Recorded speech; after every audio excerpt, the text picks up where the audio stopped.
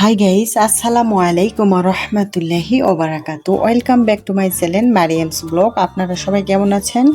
আশা করছি যাই যেখানেই আছেন অনেক ভালো আছেন। আমরাও আল্লাহর রহমতে অনেক ভালো আছি।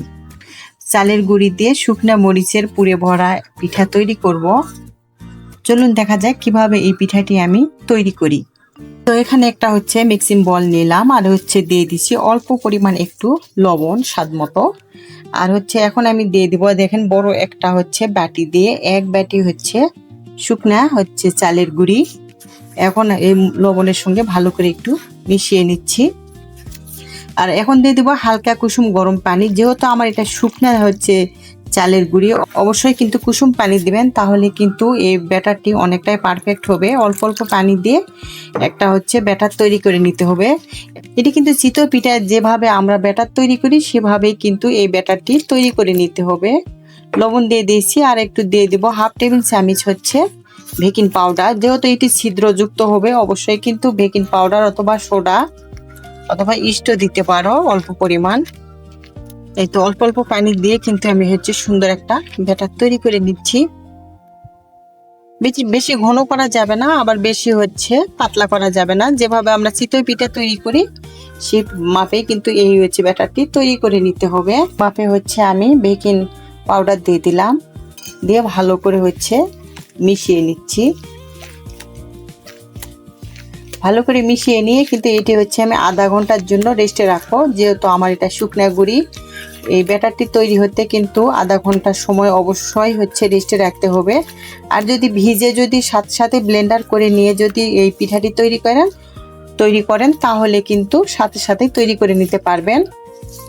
যেহেতু আমার শুকনা গুঁড়ি, অবশ্যই এটি হচ্ছে রেস্টে রাখতে হবে। আর এখন আমি হচ্ছে এটি 30 মিনিটের জন্য রেস্টে রেখে যে হচ্ছে ঝালের যে হচ্ছে ভর্তাটি আমি পুর দিব সেটি এখন তৈরি করে নিব।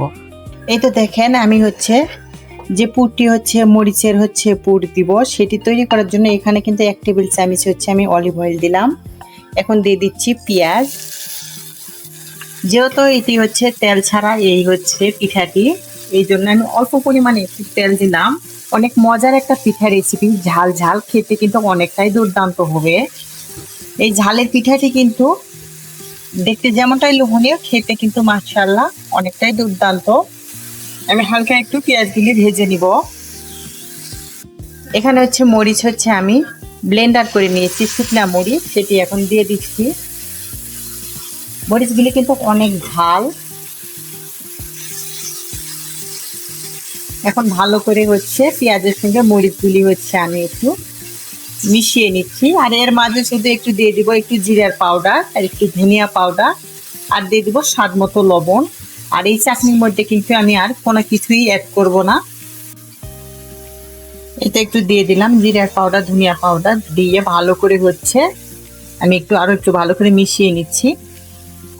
এই তো দেখেন আমার চাটনিটা কিন্তু হয়ে গেছে, কতটা লাল লাল হয়ে গেছে শুকনা মরিচ। এখন আমি এটি নামিয়ে নিব। আজকে কিন্তু আমি পিঠাটি হচ্ছে একটা কেক মেকারে কিন্তু হচ্ছে আমি তৈরি করে নিব। চিতই পিঠা তৈরি করতে যে ছিদ্র ছিদ্র প্যান পাওয়া যায়, তোমরা কিন্তু ওর মধ্যেও কিন্তু চুলার মধ্যে তৈরি করে নিতে পারবেন। আমি হচ্ছে আজকে কারেন্টের হচ্ছে এটা হচ্ছে কেক মেকার, এর মধ্যে আমি বানিয়ে নিব। দেখেন কিভাবে তৈরি করি। আমি কিন্তু 1 চামচ করে দিয়ে দিচ্ছি। আমি কিন্তু পুরোপুরি ভরে দিব না, এটি যেহেতু ফুলে উঠবে অনেকটাই ফুলকো ফুলকো হবে, ছিদ্র ছিদ্র হবে, এই জন্য আমি হাফ হাফ করে সবগুলির মধ্যে এরকম ভরিয়ে দিচ্ছি। এভাবে কিন্তু তোমরা একবার হলেও ট্রাই করে দেখবেন। এটি দেখতে যেমনটা লোভনীয়, খেতে কিন্তু মাশাআল্লাহ অনেকটাই দুর্দান্ত। যেহেতু এটি ঝাল দিয়ে তৈরি, এটি কিন্তু ছোট বাচ্চারা খেতে পারবে না। এখন এর মাঝে মাঝে আমি হচ্ছে দেখেন মরিচের একটু করে চাটনি দিয়ে দিচ্ছি। সবগুলির মাঝখানে এরকম করে আমি একটু চাটনি দিয়ে দিচ্ছি। এক্ষেত্রে কিন্তু এই হচ্ছে পিঠাটি খেতে কিন্তু অনেকটাই দুর্দান্ত হবে। যদি বাচ্চাদের যদি দিতে চান তাহলে কিন্তু ঝালটি হচ্ছে স্কিপ করতে পারেন, কারণ ছোট বাচ্চারা কিন্তু এত ঝাল খেতে পারবে না। এখন আমি উপর দিয়ে এই মরিচগুলি ঢাকানোর জন্য আমি উপর দিয়ে আরেকটু করে ব্যাটার দিয়ে দিচ্ছি। দেখেন, তোমরা কিন্তু এটা চুলায় তৈরি করে নিতে পারবেন, আবার হচ্ছে ওভেনেও কিন্তু তৈরি করে নিতে পারবেন। দেখেন, সবগুলি আমি কিন্তু এভাবে ভরিয়ে দিচ্ছি। মরিচটা যেন বাহির হয়ে না থাকে এই জন্য আমি ভালো করে ঢেকে দিচ্ছি ব্যাটার দিয়ে। যতক্ষণে কুক না হয়েছে ততক্ষণ পর্যন্ত কিন্তু আমি এটি ঢেকে রাখবো।